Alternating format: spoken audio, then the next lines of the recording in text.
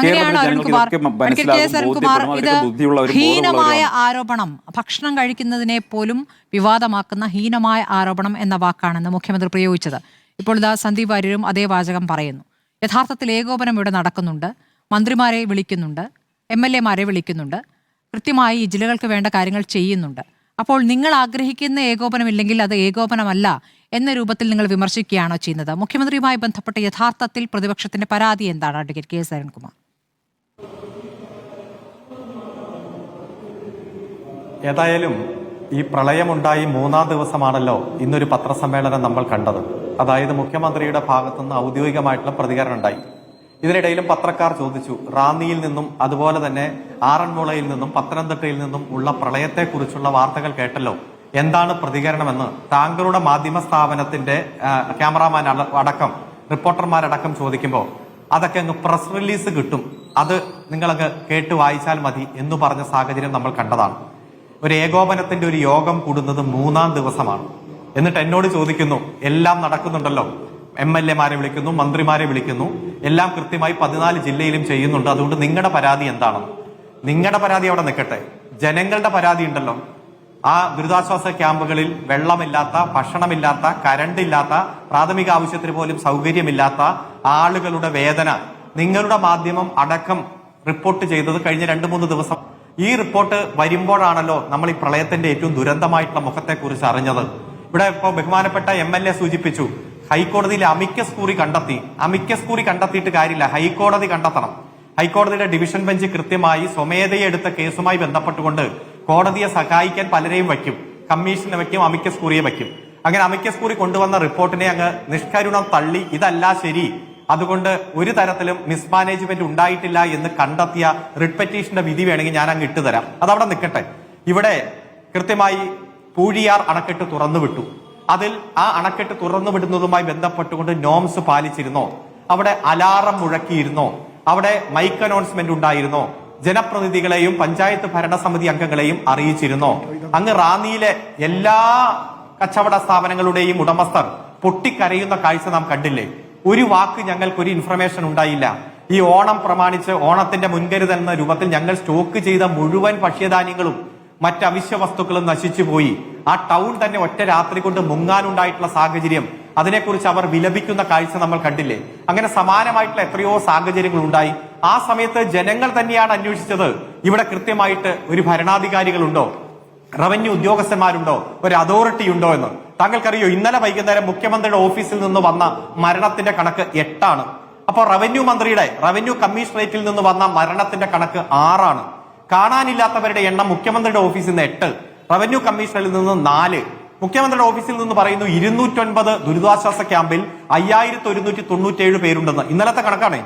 അപ്പോൾ revenue authority പറയുന്നു അല്ല, 64 ക്യാമ്പേ ഉള്ളൂ, 1349 ഉള്ളൂ. ഇത്തരത്തിൽ ഏകോപനത്തിൽ മുഖ്യമന്ത്രിയുടെ ഓഫീസിൽ നിന്നൊരു കണക്ക്, റവന്യൂ വകുപ്പ് മന്ത്രിയുടെ ഓഫീസിൽ നിന്നൊരു കണക്ക്. ആറന്മുള MLA തന്നെ വിളിച്ചു പറയുന്നു, പ്രഭാത ഭക്ഷണം കൊടുത്തിട്ടില്ല ദുരിതാശ്വാസ ക്യാമ്പിൽ നിന്ന്. ജനങ്ങൾ മാധ്യമങ്ങളോട് പറയുന്നു, ഞങ്ങൾക്കൊന്നും കിട്ടിയില്ല, ഒരു പച്ചവെള്ളം പോലും കിട്ടിയില്ല.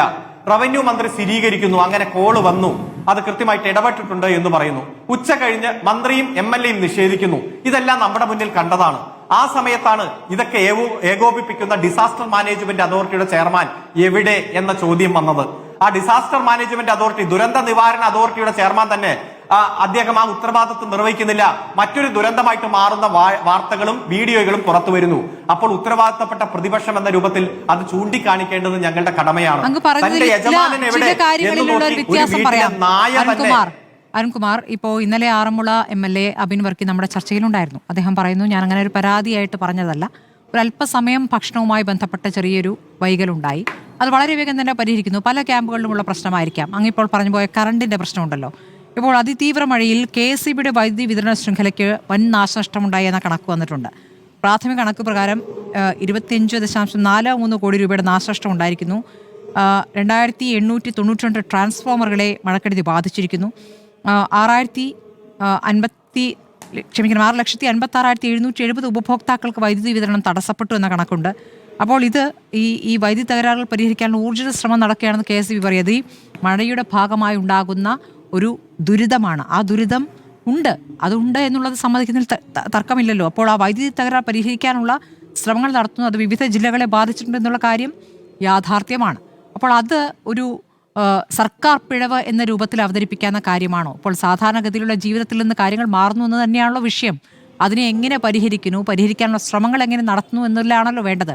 അപ്പോൾ ഐക്യത്തോടെ പോകേണ്ട ഒരു സമയത്ത് ഇത് രാഷ്ട്രീയ ആരോപണത്തിലേക്ക് മാത്രം മാറുന്നുണ്ടോ അരുൺകുമാർ? ഒരിക്കലുമില്ല. 31-ാം തീയതി രാത്രിയാണ് ഈ പ്രളയം ഉണ്ടായത്. 1-ാം തീയതി ഒരു രാഷ്ട്രീയ ആരോപണവും ഞങ്ങൾ ഉന്നയിച്ചില്ല.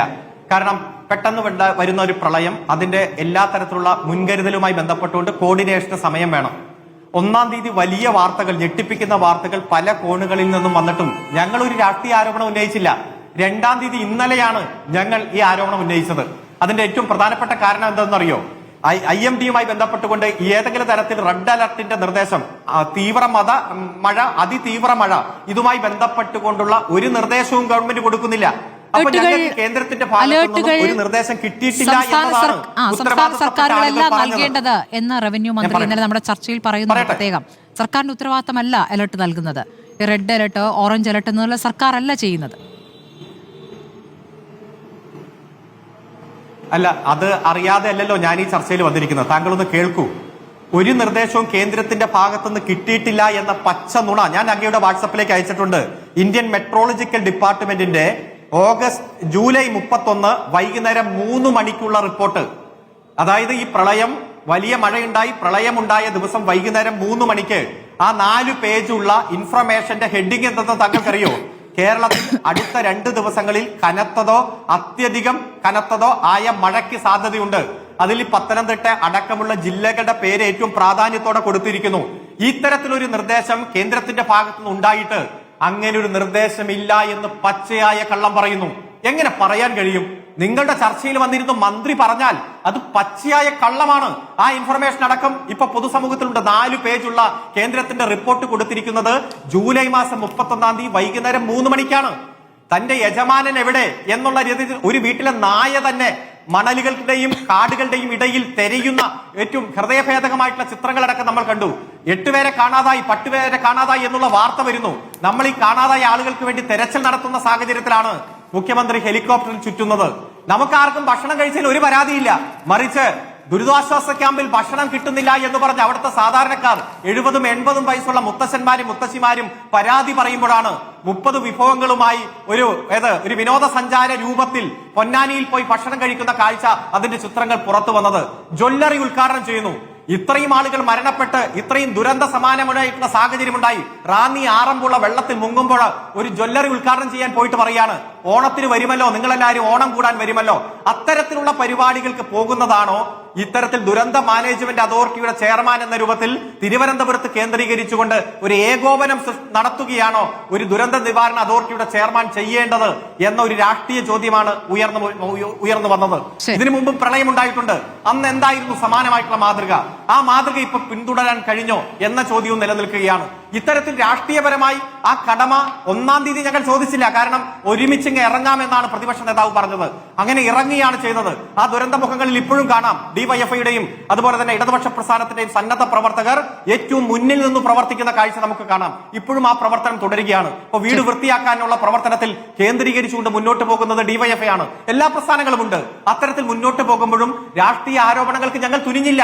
ഇന്നലെ, അതായത് ദുരന്തമുണ്ടായി 1 ദിവസം കഴിഞ്ഞ് 2-ാം ദിവസമായിട്ടും മുഖ്യമന്ത്രി അടക്കം അങ്ങ് ചുറ്റുന്ന ഹെലികോപ്റ്ററിൽ ചുറ്റുന്ന വലിയ തരത്തിൽ വിഭവസമർത്ഥമായ സദ്യ കഴിക്കുന്ന പടം വരുന്നു. ദുരിതാശ്വാസ ക്യാമ്പിൽ ഭക്ഷണമില്ല, വെള്ളമില്ല, അതുപോലെ തന്നെ മറ്റു തരത്തിലുള്ള അടിസ്ഥാന സൗകര്യങ്ങൾ ഇല്ല എന്നുള്ള വാർത്ത വരുമ്പോ ഞങ്ങൾ പ്രതികരിക്കേണ്ട ഉത്തരവാദിത്വം ഞങ്ങൾക്കുണ്ട്, ചുമതല ഞങ്ങൾക്കുണ്ട്. ദുരിതാശ്വാസ ക്യാമ്പുകളിൽ നിന്നും അങ്ങനെ വ്യാപകമായ പരാതി ഉണ്ടോ അരുൺകുമാർ? അങ്ങ് പറയുന്ന പോലെ വ്യാപകമായ പരാതികൾ ദുരിതാശ്വാസ ക്യാമ്പുകളിൽ നിന്ന് വരുന്നുണ്ടോ? അങ്ങേക്ക് ബിജിലി മോനെ അറിയാമോ? അല്ല, ബിജിലി മോനെ അറിയാമോ? ബിജിലി മോൻ എന്ന ഒരു സഖാവ് പറഞ്ഞതിന്റെ അടിസ്ഥാനത്തിലാണ് താൻ ഒരു പരാതി ഉന്നയിച്ചതെന്നൊരു വൃദ്ധയായ അമ്മ പറയുന്നത് നമ്മൾ കേട്ടല്ലോ. അപ്പോൾ ആദ്യം രാവിലെ നടത്തിയ പ്രതികരണം നമ്മൾ കണ്ടു, വൈകുന്നേരമാകുമ്പോഴേക്കും അവരുടെ പ്രതികരണം മാറുന്നതായി കണ്ടു. അപ്പോൾ ഇതിനെ രാഷ്ട്രീയമായി ഇതിനെ ഉപയോഗിക്കുന്നു, ഹീനമായ തന്ത്രം എന്ന രൂപത്തിൽ കോൺഗ്രസ് പറയുന്നത്. അതുകൊണ്ട് ഒരുപക്ഷെ ഇതിനായിരിക്കാം. ഇതിൽ അങ്ങേക്ക് മറ്റൊരു അഭിപ്രായമുണ്ടെങ്കിൽ അങ്ങേക്ക് ഇത് വിശദീകരിക്കാം. അങ്ങ് ഈ 7 മണി ചർച്ച ഉച്ചയ്ക്ക് മുമ്പായിരുന്നുവെങ്കിൽ താങ്കൾ പറഞ്ഞത് ശരിയാണല്ലോ എന്ന് വിചാരിച്ചേനെ. പക്ഷെ അതേ മുത്തശ്ശി തന്നെ തിരിച്ചു പറഞ്ഞിട്ടുണ്ട്. എന്റെ മോള് ഇതേ പഞ്ചായത്തിലാണ് ജോലി. ആ ജോലിയൊക്കെ ഉള്ളതുകൊണ്ട് മോള് പറഞ്ഞു ഒരക്ഷരം മിണ്ടരുതെന്ന് പറഞ്ഞു. അതുകൊണ്ട് ഞാൻ മിണ്ടുന്നില്ല. എന്നാലും ഇങ്ങനെ എന്നൊക്കെ പറഞ്ഞ അമ്മ തന്നെ മാറ്റി പറഞ്ഞിട്ടുണ്ട്. ആ വീഡിയോ കണ്ടാൽ മനസ്സിലാകും. അവരുടെയൊക്കെ ഹൃദയത്തിൽ നിന്ന് വരുന്ന വാചകമാണ്. എന്താ പറഞ്ഞ്? ഇതിനു മുമ്പും പ്രളയം ഉണ്ടായിട്ടുണ്ട്. ഓണത്തിന് സമാനമായി 10-14 ദിവസം ദുരിതാശ്വാസ ക്യാമ്പിൽ കഴിച്ചതാണ്. അതിനുശേഷം ക്യാമ്പിൽ നിന്ന് പോകുമ്പോൾ വലിയ കെട്ടുകണക്കിന് കിറ്റുമായിട്ടാണ് ഞങ്ങൾ തിരിച്ചു പോയത്. അന്ന് ഏറ്റവും ദുരന്തമുഖത്ത് എല്ലാ സന്തോഷവും തന്നിട്ടാണ് ഞങ്ങളെ തിരിച്ചയച്ചത് എന്ന ആ മുത്തശ്ശി തന്നെ പറയുന്ന വീഡിയോ പൊതുസമൂഹത്തിലുണ്ട്. അതുകൊണ്ട് ഏതെങ്കിലും തരത്തിൽ ഫ്രെയിം ചെയ്ത് മാറ്റി പറയിപ്പിച്ചാലൊന്നും ജനങ്ങളുടെ ഹൃദയത്തിൽ നിന്ന് വരുന്ന വാചകങ്ങൾക്ക് മാറ്റമുണ്ടാവില്ല. അവിടെ ഏറ്റവും നല്ല രൂപത്തിൽ ഇടതുപക്ഷ പ്രസ്ഥാനങ്ങളും സന്നദ്ധ പ്രവർത്തനങ്ങളും മറ്റുള്ള സംവിധാനങ്ങൾക്കൊപ്പം തന്നെ ഇടപെട്ടിട്ടുണ്ട്. എല്ലാ സംഘടനകളും ദുരന്തമുഖത്തുണ്ട് എന്നുള്ളത് നമ്മുടെ മുന്നിൽ യാഥാർത്ഥ്യമാണ്. എല്ലാ സംഘടനകളും ദുരന്തമുഖത്തുണ്ട്. അങ്ങ് പറഞ്ഞ പോലെ CPM പ്രവർത്തകർ ഞങ്ങൾക്കൊപ്പം തോളോട് തോൾ ചേർന്ന് പ്രവർത്തിക്കുന്നു എന്ന് ആറന്മുള MLA ഇന്നലെ പറഞ്ഞതാണ്. അപ്പോൾ അങ്ങനെ ഒരു വശത്ത് പ്രവർത്തനം നടക്കുമ്പോഴാണ് മറുവശത്ത് മറ്റൊരു രൂപത്തിലുള്ള കുബുദ്ധികൾ പ്രവർത്തിക്കുന്നതാണ്.